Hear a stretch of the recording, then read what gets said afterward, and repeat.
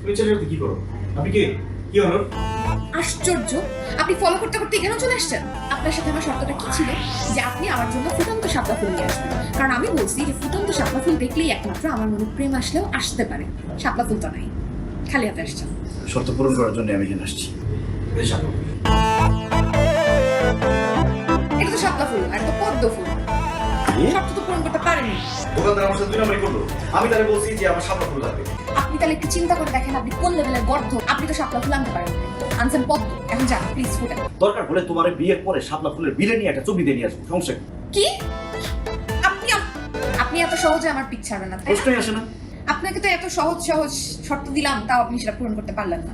আরো সিম্পল একটা শর্ত দেই, এটা যদি পূরণ করতে পারেন তাহলে আমি একটু ভেবে দেখি। না না না না, আর কোনো শর্ত আমি মানতে পারবো না। আপনি যেহেতু একটা শর্ত প্রপারলি পূরণ করতে পারেন নাই, সো আপনি আমার সামনে থেকে ফুটেন। যেহেতু মানবেনই না, আমার এত সময় নষ্ট করে সময়। আমার যে জামাই হবে সে থাকবে ঘর জামাই। কোনো সমস্যা নাই, আমাকে একবার বিয়ে করো, বিয়ে করার পর আমি ঘর জামাই হয়ে তোমাদের বাসায় চলে যাবো। আমার বাবা মা চায় আমি শ্বশুর বাড়িতে যাই। যদি আপনি তাদের কাছ থেকে জামাই আদর নিতে পারেন তাহলে আমি রাজি হলেও হতে পারি। তো প্রমিস, পরে কিন্তু কথা বলা বলো। প্রমিস। আপনি ভিডিও করছেন, ফোনটা দেন, ফোন দেন আমাকে। ফোন তো দেওয়া যাবে না, কারণ তুমি তো আমাকে কম ঘাটের পানি খাওয়াও নাই। তো সেই 100টা শর্ত আমি পূরণ করছি, এরপর তুমি পোল্ট্রি নিয়ে নিছো। এইবার যাতে কোনো পোল্ট্রি নিতে না পারো এই জন্য আমি ভিডিও করে রাখছি। রাজি তো আমি হবই না, উল্টা আপনাকে এই বাসা থেকে বের করে ছাড়বো। ও, তোমার বাবাকে বলে দিবা? ঠিক আছে, আরো কিছু মাল মশলা মিশিয়ে তোমার বাবার সামনে এমন ভাবে উপস্থাপন করবো, শুধু আমাকে বের করবে না, তোমাকেও বের করে দিবে। তুই যদি আমার একটা কাজ করে দিতে পারিস তাহলে আমি তোকে আমার জমানো টাকা দিয়ে তোর যতগুলা খেলনা দরকার আমি সবগুলা তোকে কিনে দিতাম।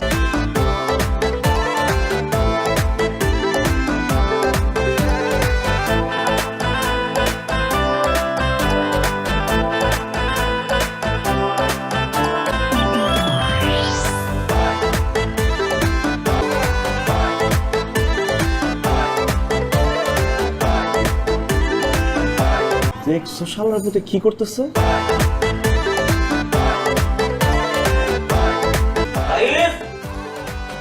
এখন আমার পড়ার সময় হয় নাই, যখন হবে তখন আমি আপনাকে ডাকবো।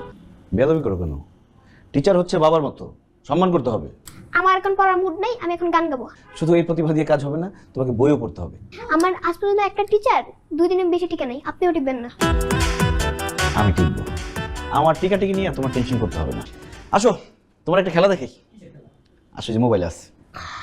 কি খেলা? এই দেখো। এটা আবার কি?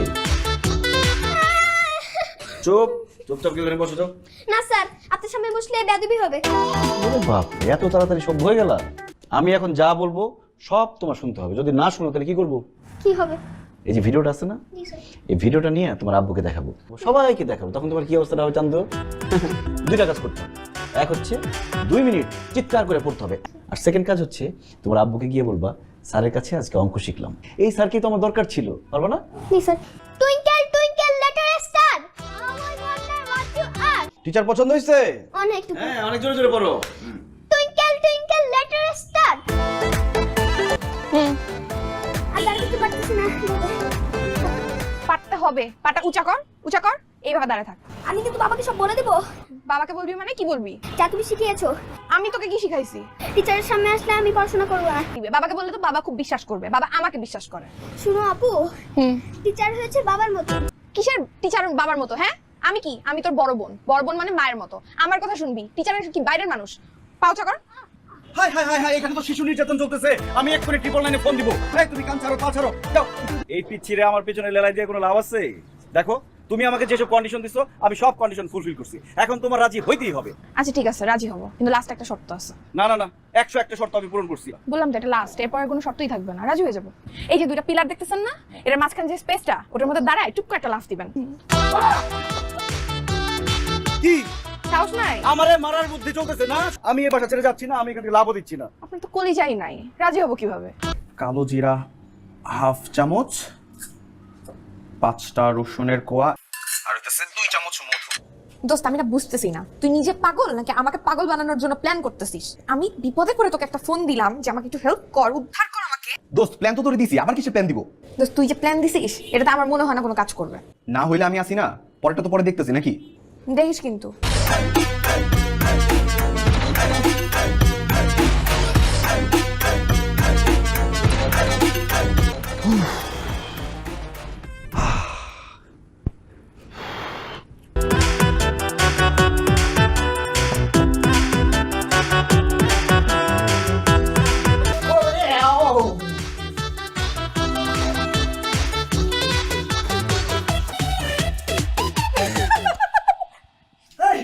আসছে কে আমার ঘরে?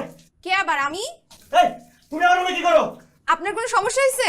আমি ওয়াশরুমে গান গাইতেছি, গোসল করতেছি, আমার ভালো লাগতেছে। ও বাবা, শুনেন, যেই ট্র্যাপে আমি আপনাকে ফেলাইছি, আগামী কাল সকাল পর্যন্ত আপনি ওয়াশরুম থেকে বের হইতে পারবেন না। মাথা নিচু কর। মাথা নিচু করবি না? একদম 100% কাজ হবে। রাফসানের কথা সব কাজ হয়। খুব কাজ হলো, তাই না? ঘর ছাড়ে নাই? ঘর ছাড়ছে, ওয়াশরুম ধরছে। চিন্তা করে দেখো তোর কত ভালোবাসে, সারা রাত ওয়াশরুমে তোর জন্য পড়ে রয়েছে, কিন্তু তারপরেও ও তোর ছেড়ে যায় নাই। আমার কাছে মনে হয় তুই ঠিকঠাক মতো জিনিসটা কাজে লাগাতে পারছ না। তুই আমাকে যেটুকু দিছস আমি সম্পূর্ণ ড্রেসের সাথে মিশাইছি, আর তুই আমাকে কি বলছ? হ্যাঁ, আমি কাজ করি নাই? ও এখন কই আছে? ওয়াশরুম না রুমে কোথাও একটা আছে। নেক্সট টাইম যখন ওয়াশরুমে ঢুকবো না, বাইরে থেকে লক করে দিবি, আর বের হতে পারবো না, সারা জীবনের জন্য আটকে যাবো, কাহিনী শেষ। মনে হচ্ছে চড়ায় তোর মুখের মানচিত্রটা নষ্ট করে ফেলি। ও কি বাসা থেকে বের হয় না? মেইন রোডটা লক করে দিবি, যাতে করে ভিতরে আসতে না পারে, কাহিনী শেষ। আর আসতে পারলো না। দিব আরো দুইটা। রাফসান বুদ্ধি দিবার ওটা কাজে লাগবো না, হইতেই পারে না। এবার ওর খাবারে জামাল গোটা মিশাই দিবি, প্রয়োজন একটু বেশি মিশাই দিবি। মনে কর 7 দিনের জন্য হসপিটালে যা পড়ে থাকবো, তোর বাড়ি না, এই বাড়ির এরিয়ার বাইরে চলে যাবে। কি লেগে আমি এত ভালোবাসছিলাম, এই মায়া তো আমার জীবনটা ধ্বংস করে দিয়েছিল। কোনো রকম জানটা নিয়ে ফিরে আসছি, আর জীবনে আমার ধারে কাছে যেমন। কিন্তু এইটাতে যদি কাজ না হয় তাইলে আমি খাবো। আপনার কি শরীর খারাপ? না কেন, বসো। তুমি আমার জন্য খাবার নিয়ে আসছো? দেখছো, রাজি হয়ে গেছো। আমি বলছিলাম না, রাজি তোমাকে হইতেই হবে।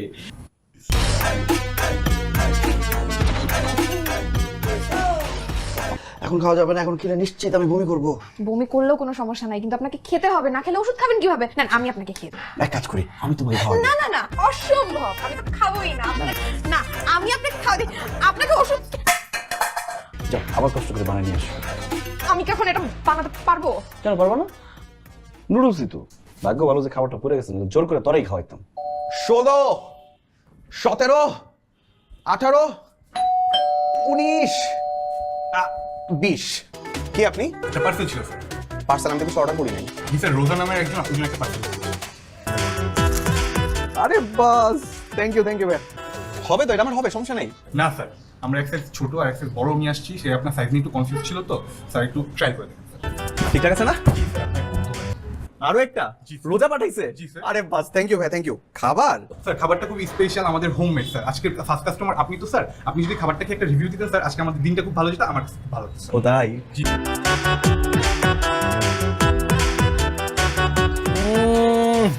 অস্থির ভাই, অস্থির খাবার, জি অস্থির। স্যার। হ্যালো দোস্ত, এই তুই হেলো মারো, দোস্ত মারো তুই। তুই আমার সাথে খারাপ ব্যবহার করতেছিস কেন? খারাপ ব্যবহার করছিস বলতে কি করছিস আমার সাথে? আমার সাথে শার্ট পাঠাইছিস, খাবার পাঠাইছিস, শার্টের মধ্যে বিলাই কিনতে, খাবারের মধ্যে চালান করে দিছিস। আমি বুঝতে পারছি এটা কে করছে। কি বুঝছস, কে করছে? উৎপাত হৃদয়, কারণ সে জানে তুই আমার বেস্ট ফ্রেন্ড। আমি পুরো কনফিডেন্ট সেই এটা করছে। তুই করছ আর উৎপাদিত করছিস, এটা আমার দেখা দরকার নাই। ওদের সব তামসার ভিতরে আমি আর নাই, আমার আর প্রতিদিন না কোনটা। আমি রাজি হব না। তুই রাজি হবি, তোর বাপ রাজি হবে। তো আমার বাপের কাছেই যাও, গলা টিপা মেরে ফেলাম কিন্তু। আমিও তোকে গলা টিপে মারে ফেলাবো।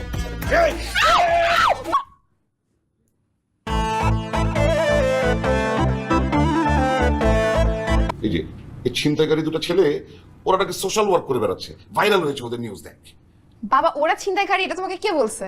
কয়েকদিন আগে আমি জগিং করতে বেরিয়েছি না, হ্যাঁ, হঠাৎ এই দুটো ছেলে আমার সামনে এসে হাজির। শুধু শুধু না, একটা ছুরি ধরে আমাকে বলে যে চিন্তা করতে পারিস, প্রকাশ্য দিবালোকে তারা আমাকে উন্মুক্ত জায়গায় আমার জামা খুলে চিন্তা করে নিল। সেই সময় হৃদয় এসে না আমাকে বাঁচালো। হৃদয় না আসলে তো আমার যে কি অবস্থা হতো।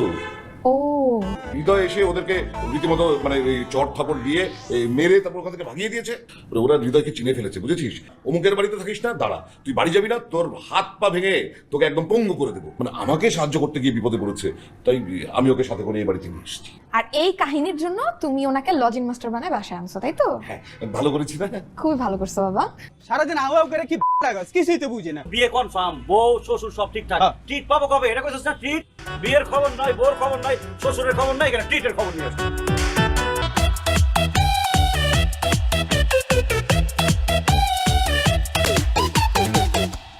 কি ব্যাপার আঙ্কেল, সবাই একসাথে? কোনো মিটিং হচ্ছে নাকি? এখন কিছু বলো ওনাকে। খুব তো ওনার হয়ে সাফাই গাইলে, তাই না? এখন তো ভিডিও সহ প্রমাণ দিয়ে দিছি। নিজেকে খুব চালাক মনে করো তুমি, তাই না? আর আমরা বোকা। জি আঙ্কেল, আমি ছোটবেলা থেকে একটু বেশি চালাক।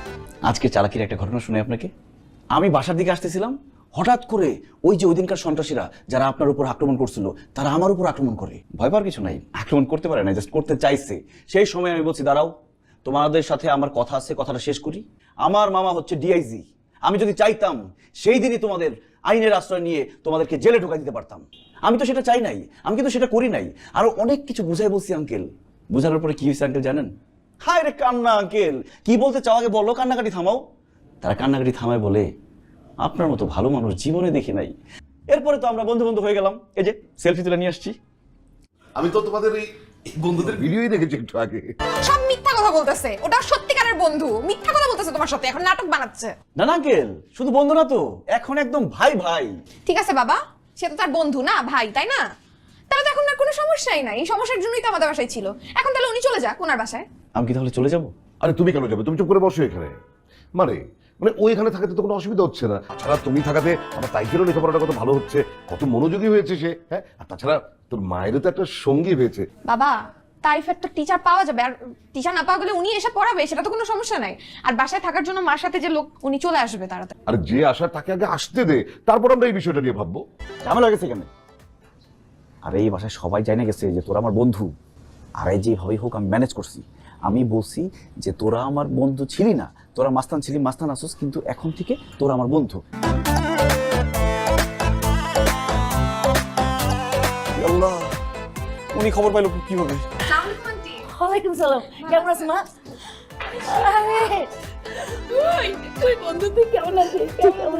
জানিস তো পুরো সংসার আমার হাতে, ছেলেটা তো আমার সাথে থাকে না, ও তো ঢাকায় থাকে।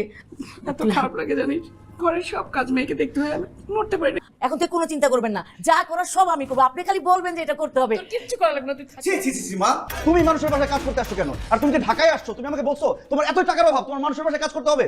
এটা তো রুনা খালা, যার গল্প আমি সবসময় করতাম যে আমার ঢাকায় একটা বান্ধবী থাকে, ওর অ্যাক্সিডেন্টে আমি আসতে চাইছি, আমি ঢাকায় আসতে চাইলে কি তুই আমাকে আসতে দিতি? তুই এখানে কি করিস? তুই এখানে কেন? আমি আন্টি আমি বলতেছি, বলছিলাম না, রাজি না হয়ে কোনো উপায় নাই, তোমার রাজি হইতেই হবে। কি চুপ করে আছো কেন? নাইলে তুমি মাকে তো মিথ্যে কথা বলতে না, সত্যি কথা বলে আমাকে বাসা থেকে বের করে দিতা। আমি চুপ করে চিন্তা করতেছি আপনি কত বড় গর্ধ। আপনি আমার সাথে যে গেমটা খেলছেন, আমি এক্স্যাক্টলি আপনার সাথে সেই গেমটা খেলার জন্য এখানে বসে আছি। আমি আগে থেকেই জানতাম উনি আপনার মা, মানে আমার মায়ের খুব ভালো বন্ধু। আমি এখন আপনার মাকে বলবো আপনি আমাকে একটা অসহায় সহজ সরল মেয়ে পেয়ে দিনের পর দিন আমার বাসায় থেকে আমাকে ব্ল্যাকমেইল করছেন। এখানেই শেষ না, আমার সাথে জব্বারেরও কথা হয়েছে। জব্বারই আপনার মাকে এখানে রিকোয়েস্ট করে পাঠিয়ে দিয়েছে। কিন্তু তুমি আমার বাবাকে এরকম নাম ধরে ডাকতে পারো না। আমার সাথে রাগ দেখাচ্ছেন, আপনি নিজে কি করেন? এই যে দাঁড়ান, কি আর একটা কথা আছে, একটু বসেন। আপনার মাকে ডাকা হয়েছে আমাদের বিয়ের ব্যাপারে কথা বলার জন্য, আমার বাবা মার সাথে।